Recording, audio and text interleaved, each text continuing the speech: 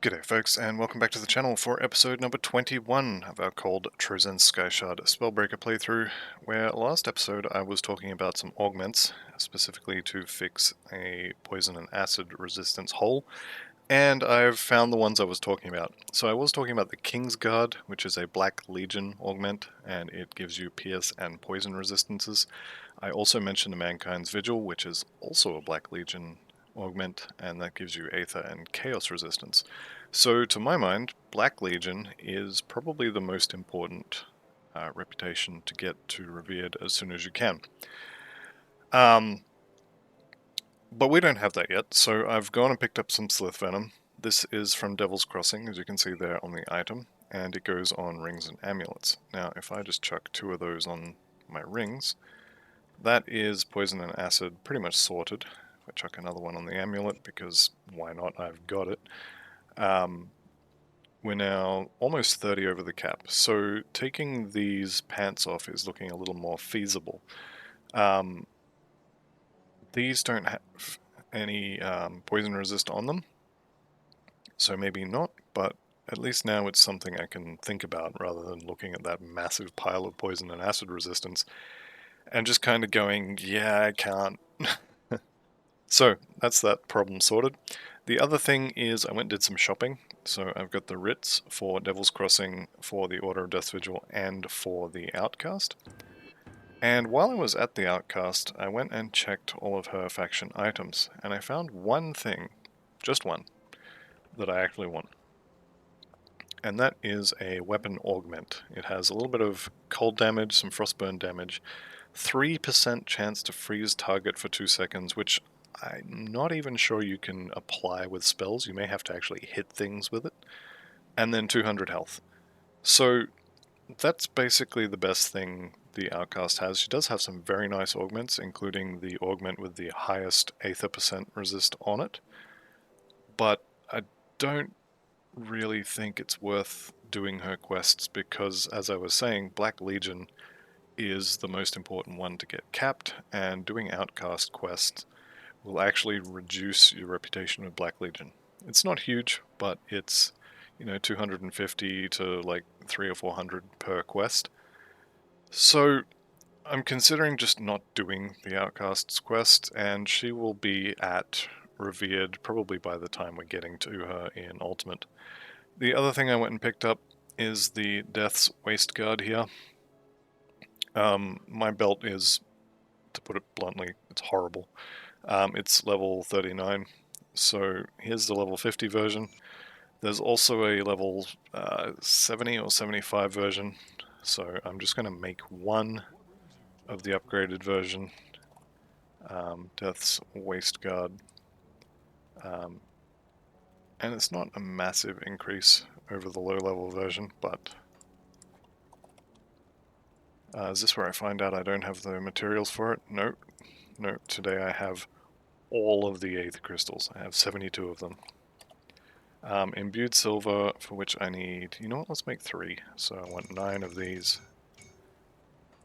Then we go Blessed Steel, 3 of those. There goes half my Aether Crystals to make 3 belts. I thought I had way more than enough, but anyway. Half my Aether Crystals gone. Alright, 3 belts, what do we get? Tormented Souls. Not great. Purging is... that is a lot of poison and acid, and then that would put us right back in the same boat we were just in with the pants, where we can't take them off because of resistances. This one has got basically no resistances and a bunch of physique. None of these are great. I think of the lot of them, I think this one is probably the best, just because of that huge pile of poison and acid. Removing that would cost us 31% vitality res, which would uncap vitality. However, we do have this silk swatch which we could take off, so let's go ahead and chuck that on. We no longer need the anti-venom salve on a belt. We are way over cap. And I will take off that one, and let's see what we have for vitality on the chest. I think there is Sanctified Bone. We don't have this, so for now, I'm going to hang on to this belt. And these ones, I think, are going to be melted.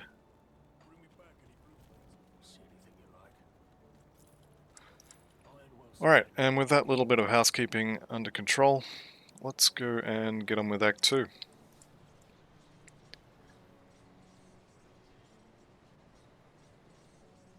Alright, so where exactly are we up to?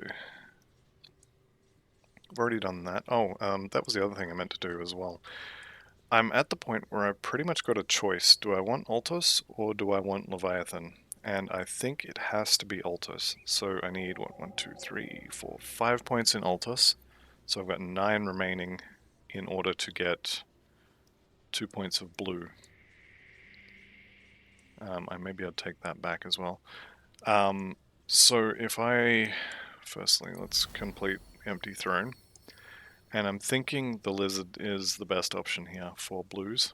Having said that, what other blues do we have? I don't think any of these are particularly good. I think we just take the Lizard, and it is not a very good constellation, but it is 4 points of blue for 3 actual points, and we only need 2, so what's that? That's 5 for 3. That's pretty good, but we've already got it. That's 5 for 4. Yeah, I think it's just going to have to be the Lizard, because I definitely want Altos, and I kind of want Leviathan. I kind of want that Whirlpool proc, but only kind of, so I will try and fit that in, but if I can't get that, then Altos is the way to go. Alright, so waffling's under control. Let's go kill some monsters. Pick up quests at least.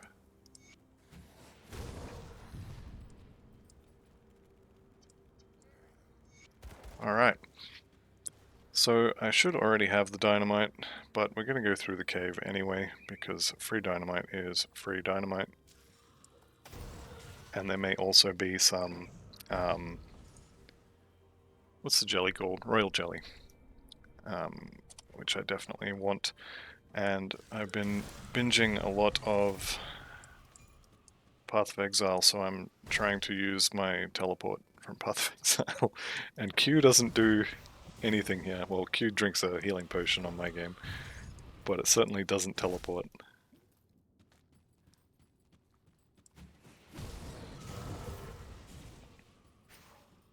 It's alright, I'm sure I'll get used to the controls just in time for the end of the episode, and then I'll go back to Grim Dawn, and it's going to bug me in reverse.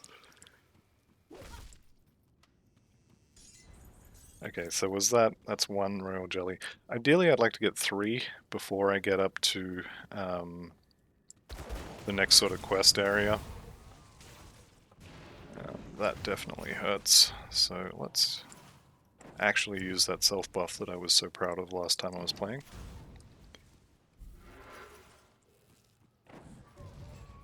Okay, there it goes. The other thing is, okay, I've got an upgraded belt, even though I'm not really using it. But the other items I'm looking for are pants. I'd like something with shadow dancers, ideally, or another cold damage proc would also be good. Winter Storm is really good. Same for this shield. I would like a shield with a proc on it. I think the only cold one you can get is like a cold Nova when you block, but I'd be okay with that, or even just more defensive stats would be good as well. Alright, let's go blow up some bees.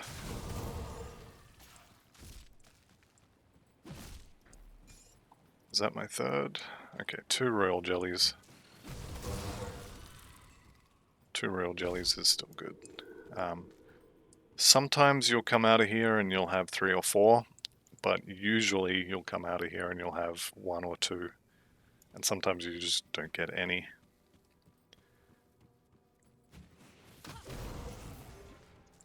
No totem, unfortunately. Sad. Okay, let's talk to him. We'll do as he says. I prefer Haunt, just like entirely for the +1 to Arcanist skills. If you are better than I am at pushing the button on the Bone Talisman, or I think is it Ivory Talisman for the Elite one? Whatever it's called. If you're better than I am at pushing that button, it may actually end up being better for you to use that. I am horrible at pushing that, so I would rather have +1 skill levels all the time than a really nice activatable effect that I'm going to forget to push. So at least for me, I have no interest in the talisman, just because, as I said, I'm going to forget to use it, and it's going to do nothing for me.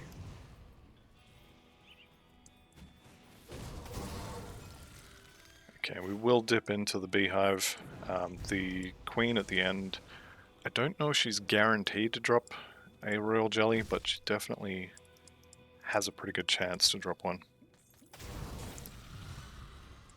And I need one more royal jelly to be done with that quest. Alright, let's group up a whole bunch of these guys, and then I'm going to haunt them. That's going to spread through the whole pack, and then they all die. There's my royal jelly, so I don't have to kill the queen anymore, but the queen will probably drop something nice, I hope. Calidor's Vestments. We are not using Fire or Aether. We're not using Calidor's... what is it called? No one ever uses this skill. Calidor's Tempest. This did get buffed recently, and apparently it's pretty good now. But previously, I should have said, nobody used Calidor's Tempest. However, like I said, I have heard it is good now.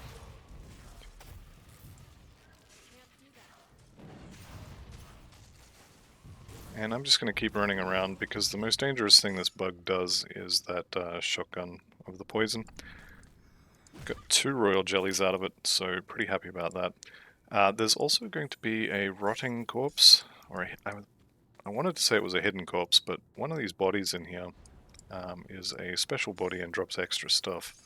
It may have been this one here. You'll find if you go into the grimtools.com map, you will find one of the bodies is marked, and that's why it'll give you a little bit better loot. Still probably nothing amazing, but you know. Alright.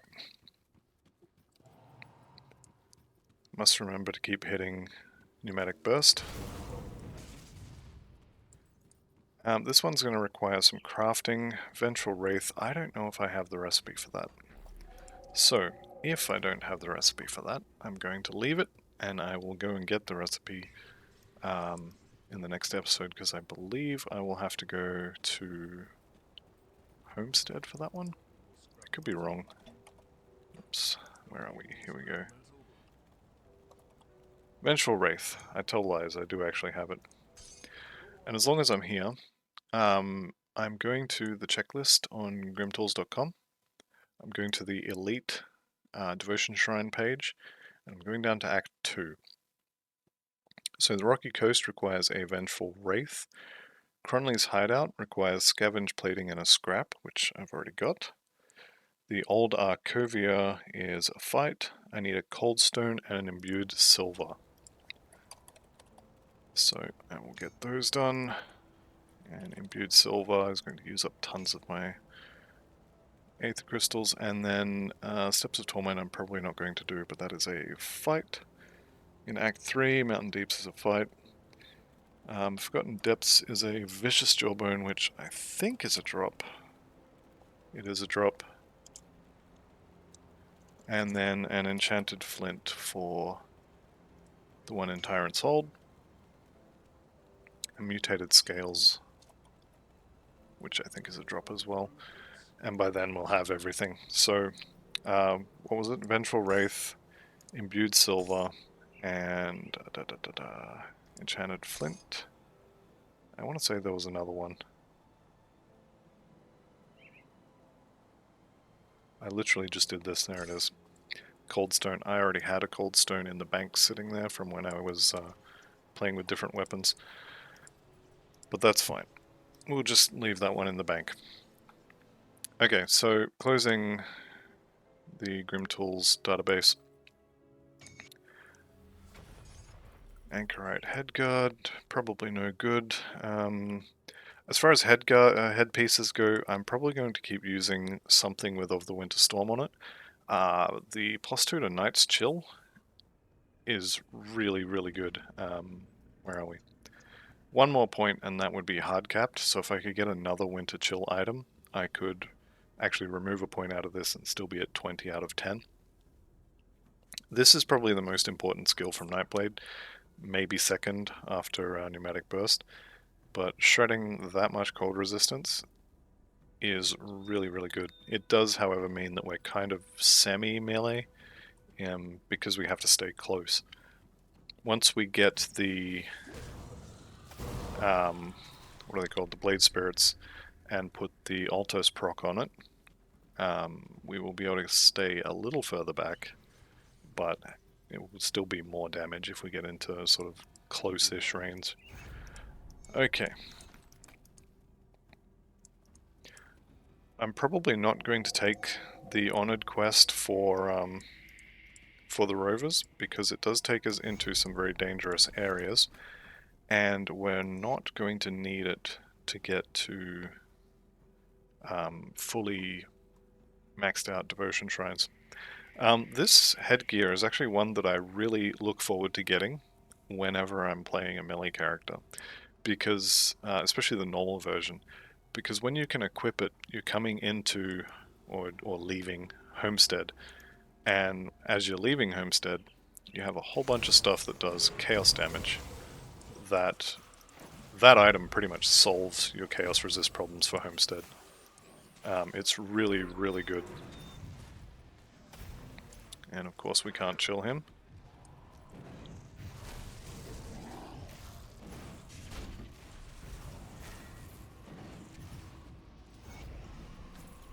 Alright, that's a cold weapon, but it's a gun.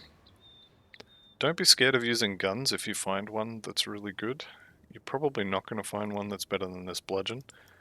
But, I mean, at least in theory, there's no reason not to use a gun. A lot of casters will actually end up wearing a gun. But not this one while leveling. So I'm just here for the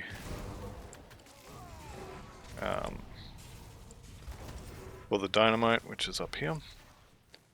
You can also click on a few of these, like these scrap piles will give you Dynamite, or at least can, sorry, give you Dynamite.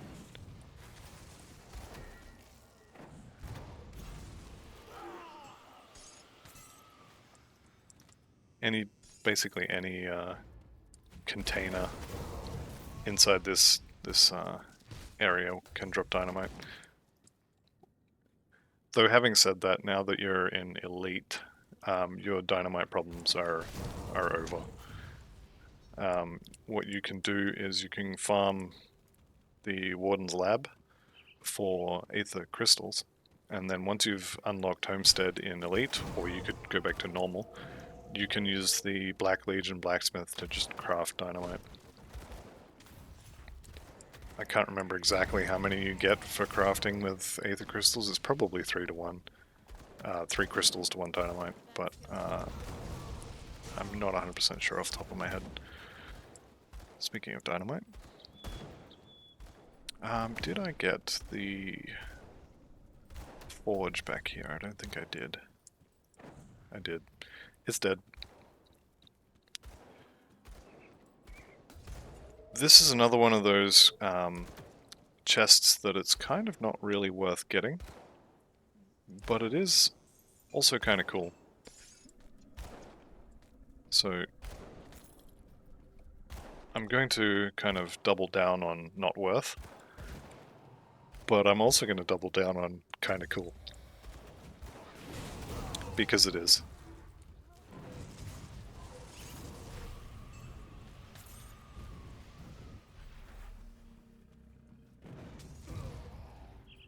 Okay, so we're on the lookout for, I think, 2 more forges, which actually I definitely missed one back there in that second area. Because we should be at 2 out of 3 and we're only at 1. So this one right here, there's 2 out of 3. And there's at least 2 more in this next little area. I always just grab the first one and then kind of acknowledge that the second one exists, but otherwise ignore it. This one here is the one I always grab. There is another, I think it's up here. Yeah, there it is. As I said though, we're not going to bother. I'm just going to head into the hideout. We're going to go down and grab the devotion shrine and kill off a bunch of ghosts and ghouls, and it looks like the totem is going to be in that section as well, in the first section. Let's see if we get to fight Mornay. We definitely do. Sorry, Moneybags, not Mornay.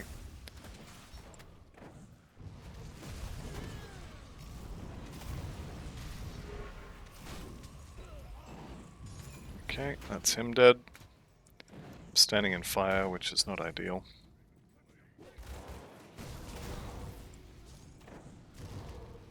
And everybody seems to want to be giving me dynamite, which I gotta admit, I'm okay with that. Let's see if we can't get in nice and close. The mirror will be up in now.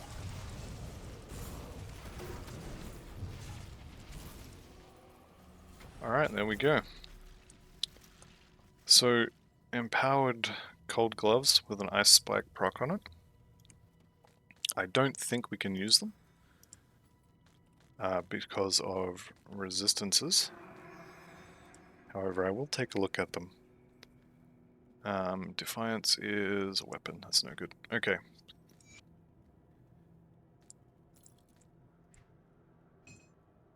Let's just go ahead and get all this out of this last bag where I keep my stuff I want to keep, because otherwise I'm going to sell it. Alright, so Harud's Frigid Grip. Honestly, 54% cold damage at this point is probably not huge. Where are we up to on cold damage? 12,000. So this is like about 3 or 4% extra damage, which is not nothing. But the ice spike is a lot of damage. What would we lose to put this on? We need 2 more levels. We would lose about 20% Aether, that's fine. 20% Chaos is also fine. 21% Elemental. Yeah, so we absolutely could wear these, get a little bit more armor. We would lose a chunk of life. And the energy absorbed from enemy spells and that 10% fizz resistance is also quite good. I will hang on to these, but I kind of have a feeling I'm not going to end up wearing them.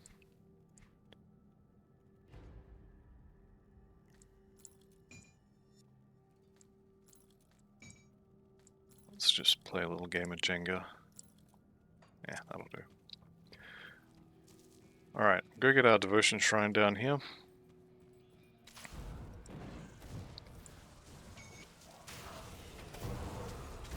And we've found a purple. It's a gun, and it's a lightning gun. Chain lightning on crit, which is... it's not horrible. If you were playing a lightning Trozan Skyshard Druid, you could probably consider using this. Total speed is nice. Lightning damage, electrocute damage, crit damage, and a chain lightning proc. Yeah, that's not bad at all.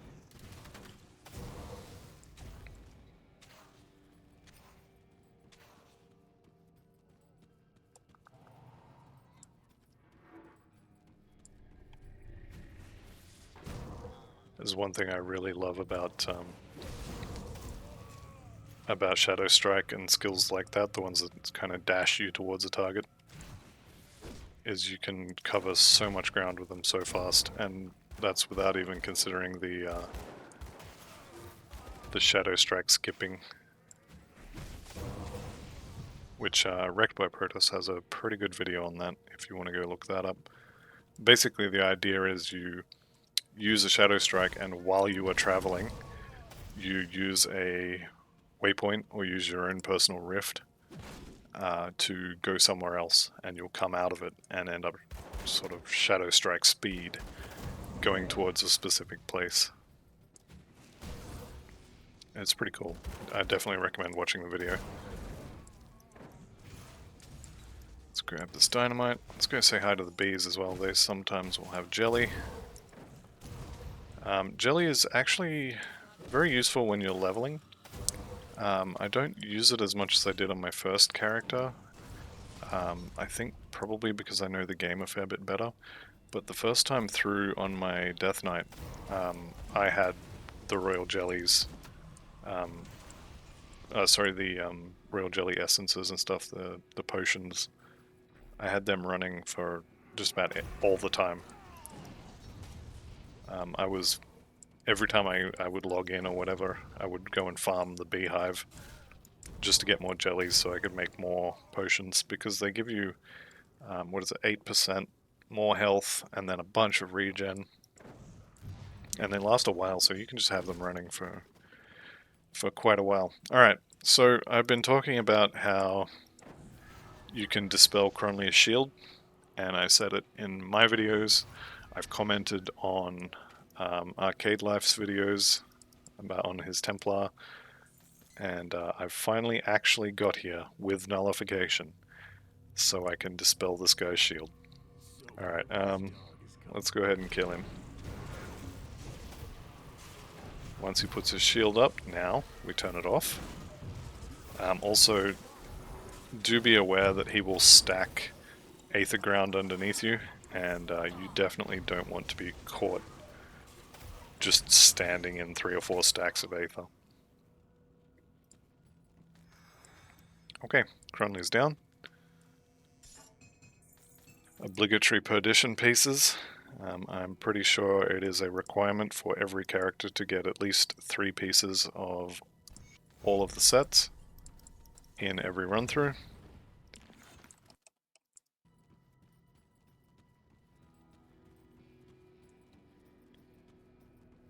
One day I'm going to make a build that is actually going to use them, although that one wouldn't be solo self-found, because you would have to give the character the set. There's just no way you're going to farm the entire set. I mean, you could, but you would spend, what, 7-8 levels worth of totem farming to get it. I don't think it's worth it. That would be something where you would have the set from a previous run, or 2 or 3, and gift it to the character. Okay, Twin Falls. Let's go through here.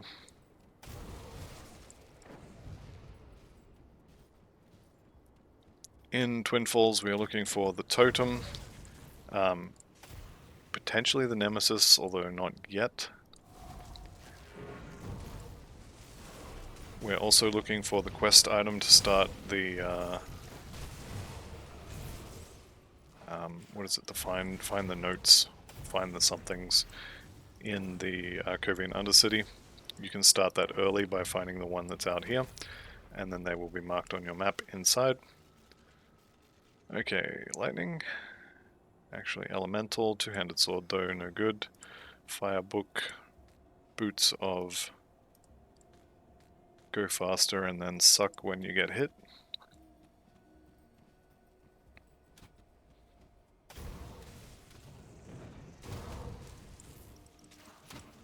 Remember on normal when we first got up to this section, and I was saying, like, the whole way up to here, saying, you know, I promise it gets better, I promise it gets better. I think at this point we can safely say it got better. The Twin Falls Devotion Shrine is, I think, the first opportunity you have to get the Elemental Storm proc, which is really where this build kind of turns around a bit. Once you get a proc or 2, the damage starts really ramping up. Okay, one thing I did forget to do is spend my devotion points. So with those spent, we now have access to Altos, which will take us, 44, 45, 46, 47, 48. Will leave us with 7 points, and it's not going to give us any colors, so if I can get 3 purple with 2 points, I'll be a very happy, very surprised man. It doesn't look like we're going to be able to get the Leviathan. I will play around with it a little bit and see if we can. There may be a way of, I don't know, maybe dropping something. Drop a 3-pointer here to take something. Yeah, I don't know. I think we need the 13 green for something as well. Oh, for Leviathan. Okay, so anyway, there may be a way of swapping this out for example, the toad. There might be a way to do it. I will play with it, see what I can come up with. I will also come back over here. I checked the two of the 3 rather locations for that pedestal with the tome on it. First one is up here, second one is in here, and the third one is going to be over here near the shrine. So I will hopefully remember to pick that up. Just here we have the ancient lectern, forgotten passage.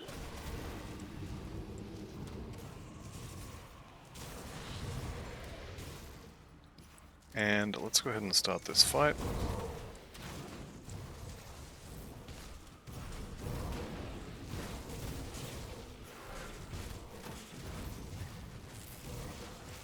The Rime Lord is frozen, and now he's dead. Okay, and that should be this guy. There's always one guy hiding. That'll be the start of our Altos. You know what? Knight's Chill will kill him. That'll be the start of Altos. Now, Altos, the reason you want it is the proc, as always. But the reason you want the proc is that bottom line, 12% reduced target's elemental resistances for 3 seconds. That one stacks with pretty much everything. So, for example, this one here, minus 15% cold resistance, you can stack that particular wording to the moon. Every single source of that will stack, and it will stack with everything. So, minus whatever percentage cold resistance, or minus whatever percentage elemental resistance, is absolute gold. You want it, get more, always get more. You have the other wording over here, 24 reduced targets, whatever type, resistances for however long. Only the highest value of that particular wording will stack. So if you had another source of this, like say you had a weapon or something with a proc, or even triggers when you hit something, that had like 12%, or sorry, 12 reduced targets elemental resistance for 2 seconds, it would take effect only if this one is not already active. So you can use it to kind of cover for gaps in this one, but it will never stack up to 36. It's only going to be the highest one that will be applied. And then the third type of resistance you can get from the Viper here. This one requires you to actually hit them though. 20 reduced targets elemental for 3 seconds. And that one and this one, 12% for now. This goes up with levels. Only the highest of that particular type as well will work. So whereas minus 15% cold resistance will stack with, where is it? It's over here. Will stack with minus 34% cold resistance, and all of that works very nicely with the minus 10 and minus 15 on the shield. Only the highest of the other two will apply at any point in time. So that's why I want the Altos so badly. And that's also kind of why I don't really care for the Viper. Even though there is a source of that particular resistance shred here, 3 points in the Lizard will get me the blues I need. 4 points in the Viper would get me the blues I need and this proc.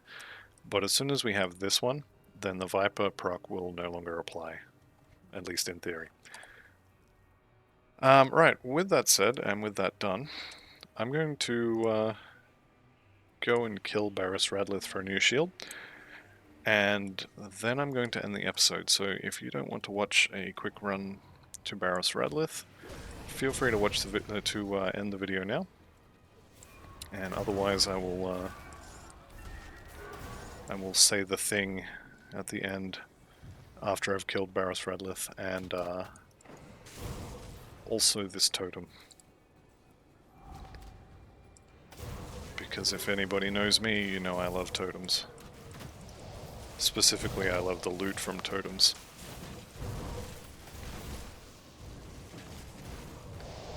Okay, and I think I'm just about at the point where I'm used to the controls again, so it must be time to go back to Grimdawn. Or to Path of Exile. Alright, what do we get? The Warpath Girdle, Wildcaller's Decapitator, and Miasma Robes. Okay, none of that's any good for us. How about greens? None of that's any good either. I'm just going to leave all that on the floor. I'm going to throw that shield on the floor just in case Barris Radlith drops his shield. I'll have somewhere to put it.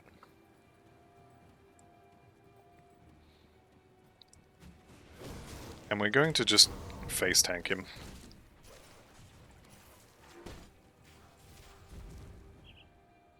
You definitely can come in here and just stand underneath this bridge here and then nuke him down from below.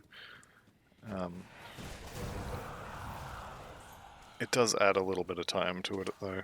Like, you can just stand here, nuke him from below. But from down there you can't apply your resistance shred. So I'm just going to go stand in his face, blow him up. Famous last words, you know?